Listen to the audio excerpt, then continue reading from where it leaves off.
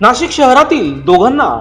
जीवे ठार मारण्याच्या उद्देशाने केलेल्या हल्ल्यातील फरार आरोपी गुन्हे शाखेच्या गुंडाविरोधी पथकाने अटक केली आहे. हुसेन शेख, सायक्लिन शेख, रजिक बाक्सी, सोहेल शेख, अमन शेख, इम्रान शेख,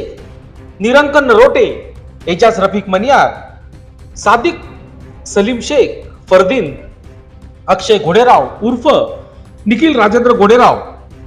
चैतन्य बोंद्रे व इतर 5 ते 6 अशी अटक केलेल्या आरोपींची नावे आहेत. पूजा पवन वैष्णव राहणार पंचवटी नाशिक यांच्या फिर्यादीवरून नाशिक रोड पोलीस येथे शिकलकर वस्ती येथे जुन्या भांडणाची कुरापत काढून फिर्यादी यांचे वडील प्रकाश कांबळे व चुलत भाऊ आतिश कांबळे यांना 10 ते 12 जणांनी शिवमंदिर असलेल्या दुकानात रोखंडी रॉड व कोयत्याने गंभीर जखमी केले होते.